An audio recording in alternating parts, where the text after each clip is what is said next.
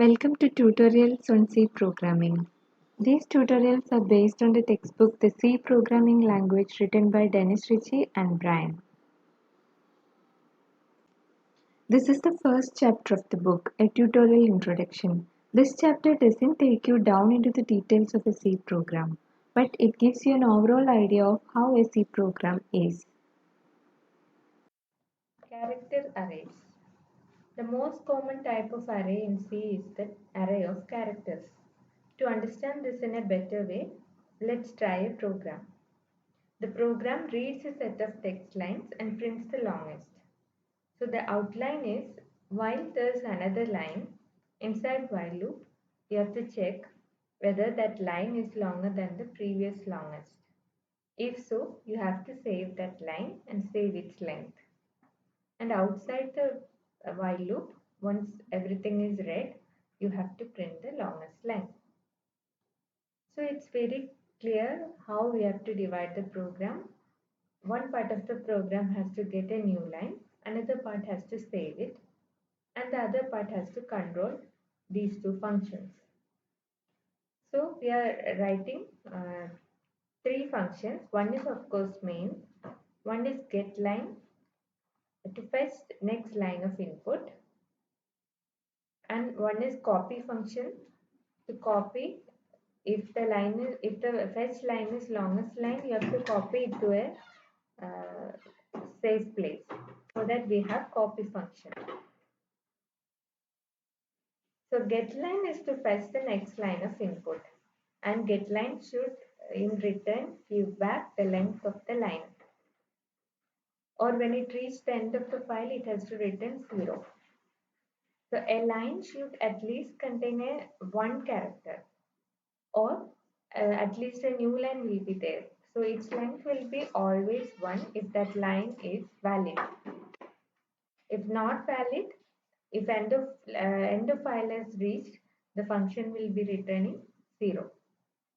And when we find a line that is longer than the previous longest, it must be saved somewhere. So I've already told, for that we use the copy function.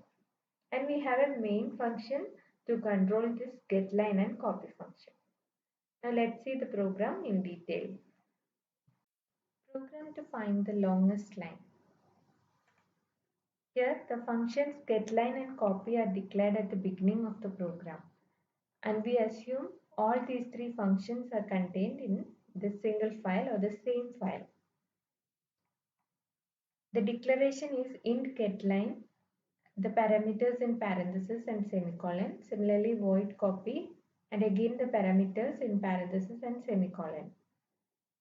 After that we have coming down like two arrays, we have line and longest, which are of size max line. Max line is defined on top as 1000. Main calls the function getLine and copy.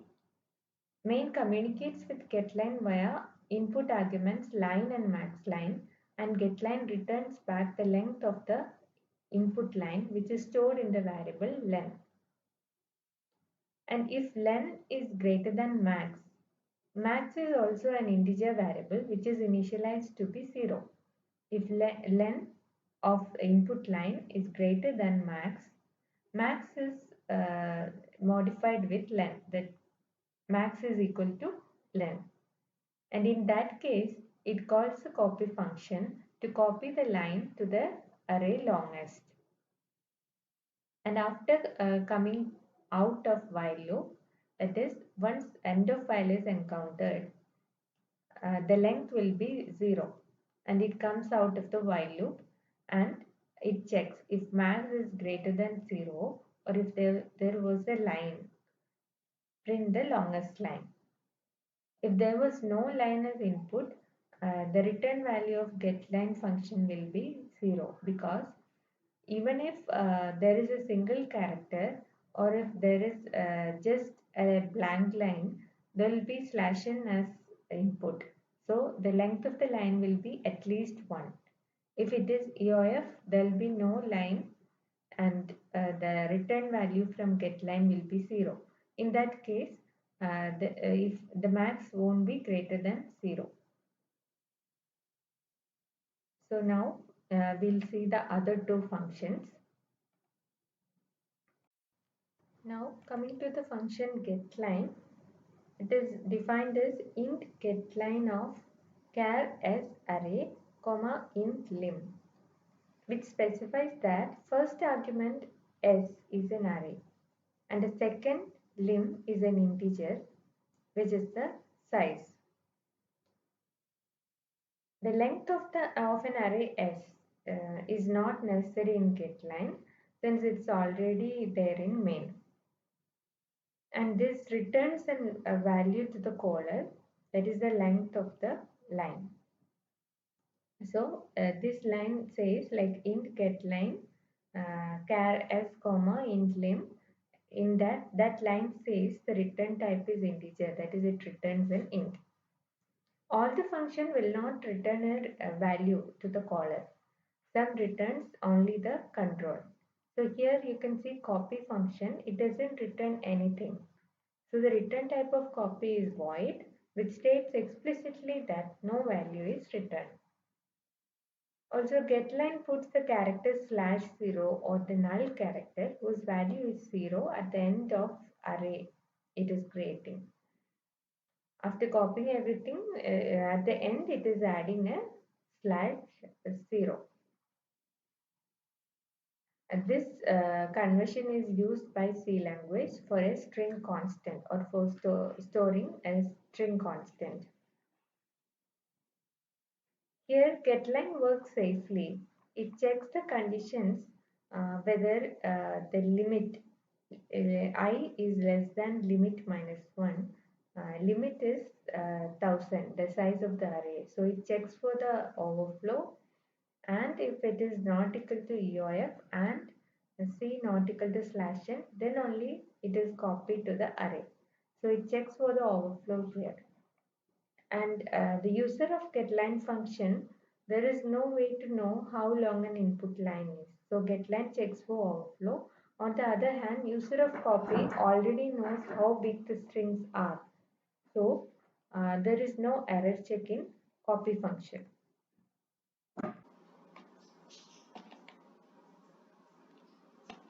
Now let's have a look at the program. I have already written and saved it in a file. This is the program. It is same as the one I have explained now. Let's save it and compile it.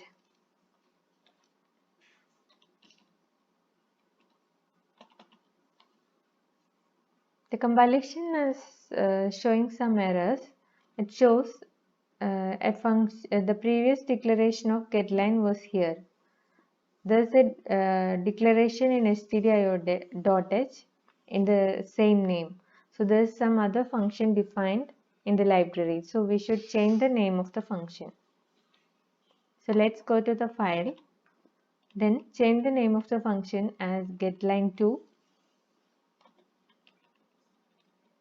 Let's change it here as well.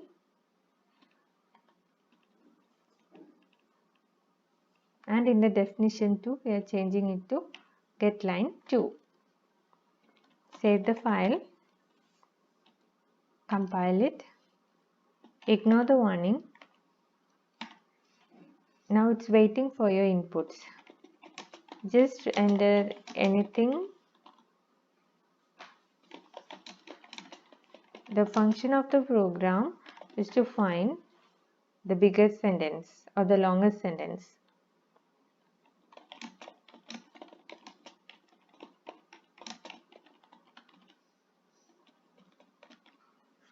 So it has given back the output that it is again printed. How are you feeling now?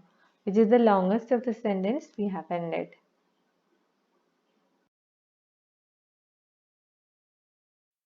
External variables and scope. In the previous program, we have seen three different functions: main, getLine, and copy. So main had two arrays which are declared inside main, line and longest. These are private or local to main, and they are declared within main. No other function have direct access to them. Similarly, we have the variable I in getLine, and there is again an I variable in copy. These are unrelated. These are local to that respective function. Each local variable in a function comes into existence only when that function is invoked or called, and it disappears when the function is exited. This is why such variables are usually known as automatic variables. And because automatic variables come and go with the function invocation, they do not retain their values from one call to the next.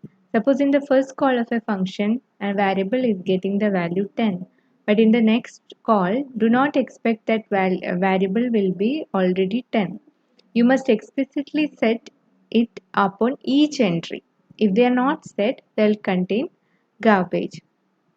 So these variables are called automatic variables, local or internal variables.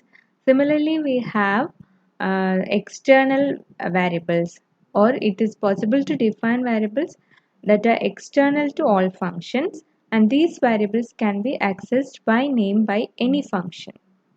And since these variables are globally accessible, they can be used instead of argument lists to communicate data between functions.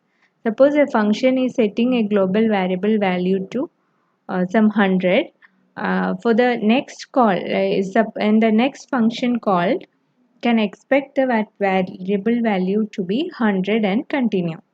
And furthermore, because external variables remain in existence permanently rather than appearing and disappearing like local variables, on the exit entry and exit, they do not appear and disappear. They exist permanently and they retain their values even after the functions that set them have returned.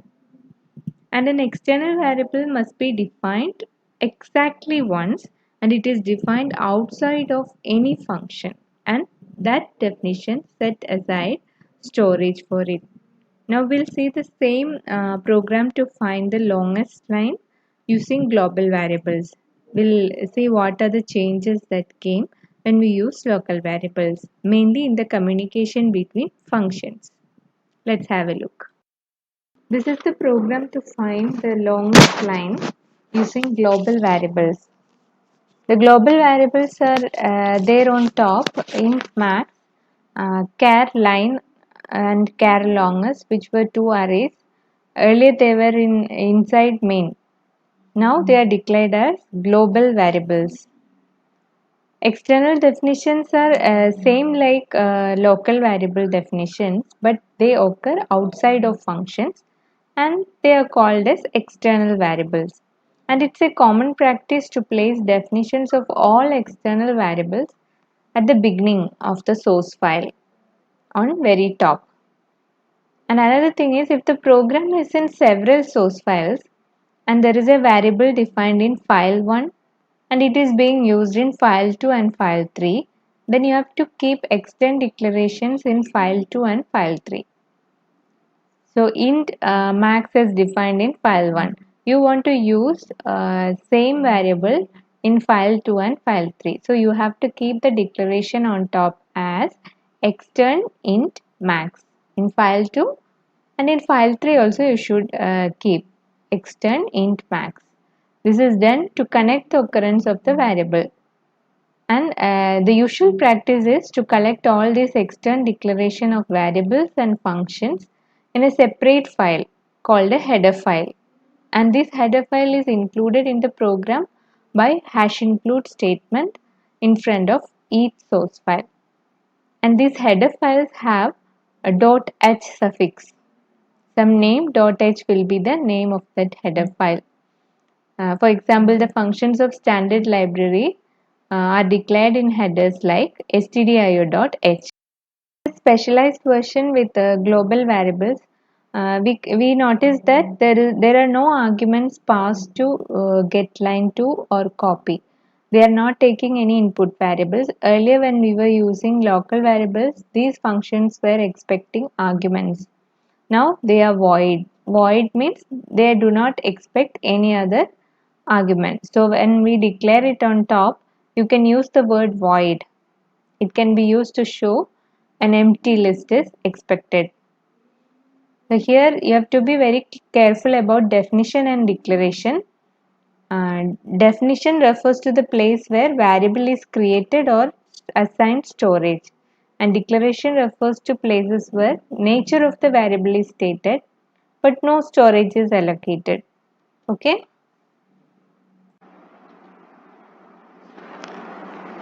Now let's see the program using global variables.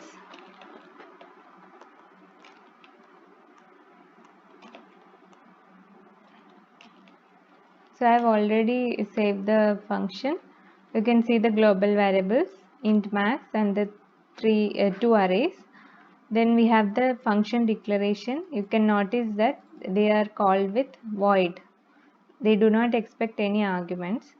So here also the call doesn't pass any argument, and here also they expect void, but they are accessing the line function array here, and it's returning what length of the line. Similarly, copy is accessing longest and line, but they are not passed as argument to this function. This is the use of global variables. Communication between functions become very easy. Now let's save the file. Let's compile it.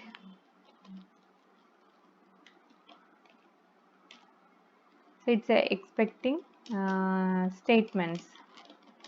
How are you? What is your friend's name?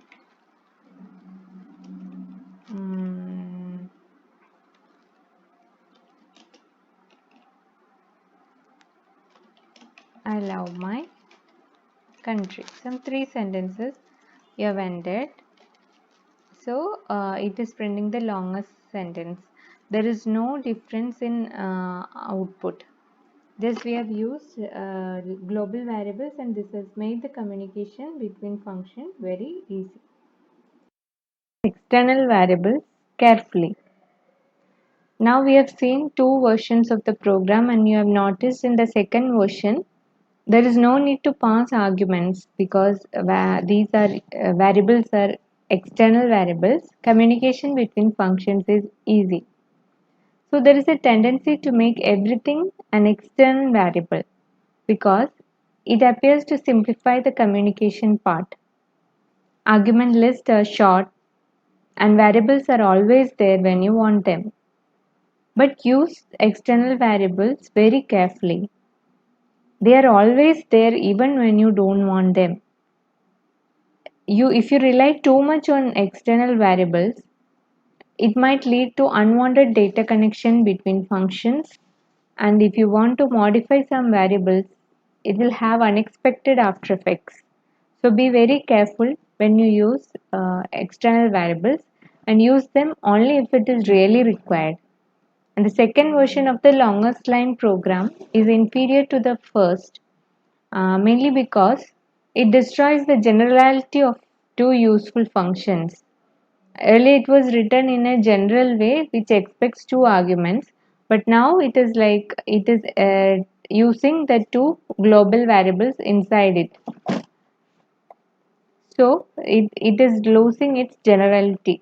So be very careful while using external variables in your program. With this video, we come to an end of chapter 1 of the book, The C Programming Language.